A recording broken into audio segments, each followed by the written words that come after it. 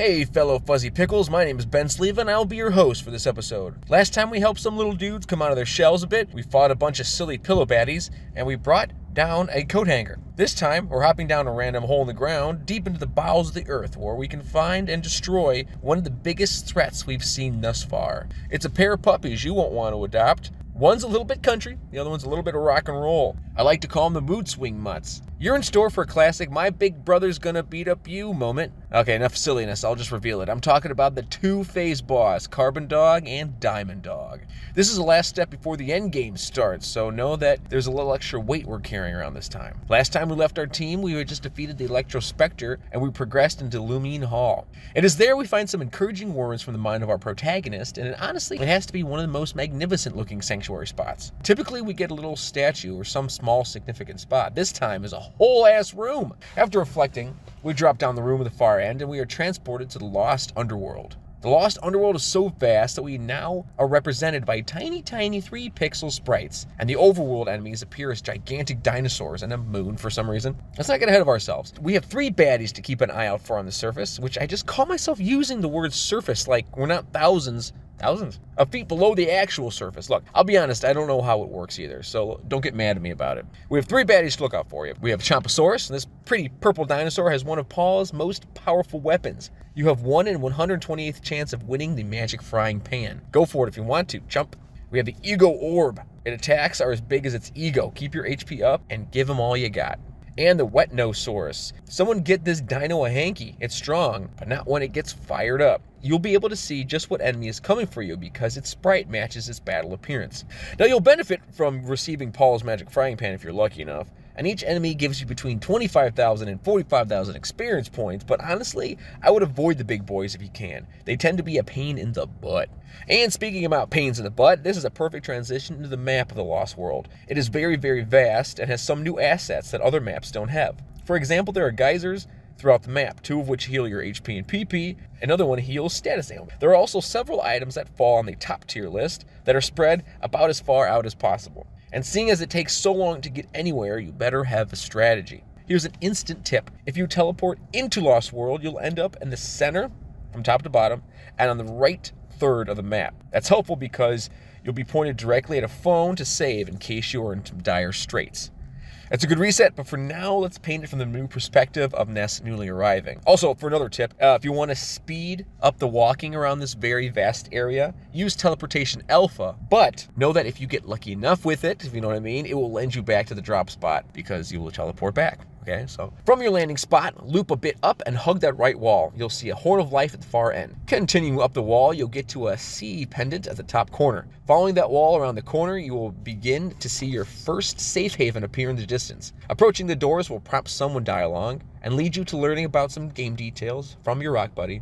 This area is the downtown area, so stock up on goods. Buy you a couple Horn of Lives because they are literally lifesavers. And feel free to grab a bottle of DX water for Pooh's PP replenishment and a couple luxury jerkies to get you a good 300 HP boost for some added help. Once you've said your hellos, get ready to head to the left and then follow these walls all the way to the little pocket for Pooh's final equipment, the Cloak of Kings. There's also a brain food lunch you can get, but it's a bit out of the way and you can buy those in Dalam, so don't waste your time here unless you end up there. From the Cloak of Kings, head south, heal at the geyser, save at the bird, and head into this week's boss dungeon. Fire Springs is my least favorite dungeon. Even if I've said before I was wrong, it's this one. I think I attribute to hate towards all of the enemies being fire types, and the fire types can attack your entire party, and it's very frustrating. The enemies you'll find are the Evil Elemental. Don't let its fiery sprite fool you. Evil Elemental is weak against PSI fire, so fire away. Major Psychic Psycho. He's on fire. A strong PSI shield will protect you from his powerful psychic's attack. And his little brother, Psychic Psycho, he can read your future, but he sees burning. Take care not to receive his powerful PSI attacks. And the soul-consuming flame, cuter than it sounds. Extinguish this menace or prepare to get burned. Slow it down with some PSI freeze magic. In addition to the crummy enemies, there are also the possibilities that you'll end up lost. But luckily for you, you have me, and I won't let you get lost. There are a few items in the cave. I will outline how to get these. The rest you can either get on your own or not at all. From the entrance, skip the first door and rope and enter door A. A will lead you to one exit, exit B. From B, take the immediate rope up, and before taking door C, take the rope to its left, enter door K for a Horn of Life. backtrack to door C and follow it until door D. Exiting door D will take you to 2 ropes and door E. We have another fork inside door E. Taking door F will lead you to 2 ropes and our sanctuary boss. If you feel good about your health and abilities, then take door L, which will present you with 2 ropes and ultimately the moonbeam gun for Jeff. Judge the path by your current HP and item usage. Moonbeam or not, we will meet at the top of the climb and come face to face with our final sanctuary boss. Can you imagine that? We got to the final one already. How exciting. If you manage to keep all your party members alive and you've got a high amount of health left, get ready to say goodbye to all that because we finally met a prime enemy combo. The Carbon Dog is the first form of the 8th and final sanctuary. It is weak to PSI Freeze and PSI Flash. Paul and Jeff should use the Flame Pendant equipped if you have it. Use PSI Rockin', PSI Freeze, Bazookas, and Starstorm if you can. Be ready to use Life Up and try to keep everyone's HP as close to full as possible. Carbon Dog's attacks include using a biting attack, which is low, but it damages 1 target. He can charge forward, damaging 1 target with high power. Speaking of high power, he can spew out Flaming Fireball, which targets 1 person pretty highly. And the mother of all attack, Shout Out a Spray of Fire, which does between 240 and 400 damage to the entire party. It's akin to PSI Fire Omega. Carbon Dog's a first phase and should go away fairly easy. After 1,672 or more damage has been dealt to Carbon Dog, it emits a rainbow of colors and transforms into Diamond Dog. You might know him as Diamond Dog.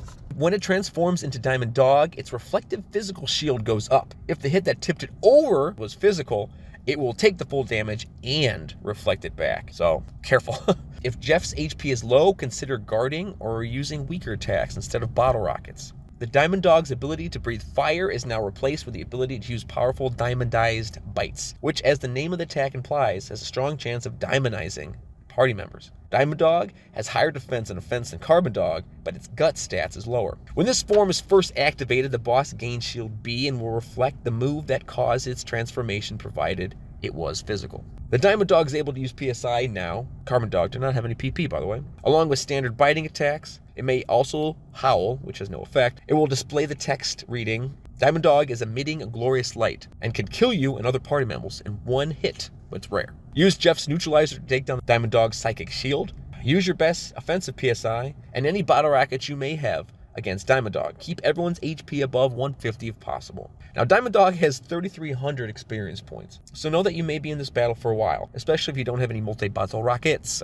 Upon defeating Diamond Dog, Ness gains entrance to the 8th Year Sanctuary location, Fire Spring. Here's some trivia for you. The transformation from Carbon Dog to Diamond Dog refers to the process of carbon becoming diamond through exposure to extreme heat and pressure. Here's some science for you. Carbon Dog is the only Sanctuary Guardian with 2 forms, and Carbon Dog's sprite shines slightly brighter than any other one in the Sanctuaries.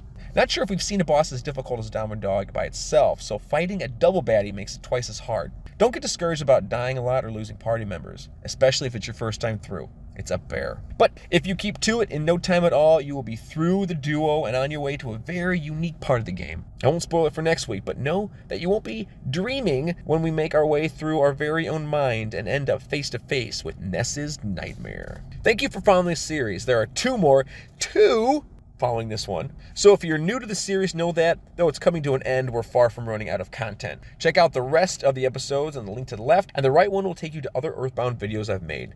You stay classy, and like always, later days.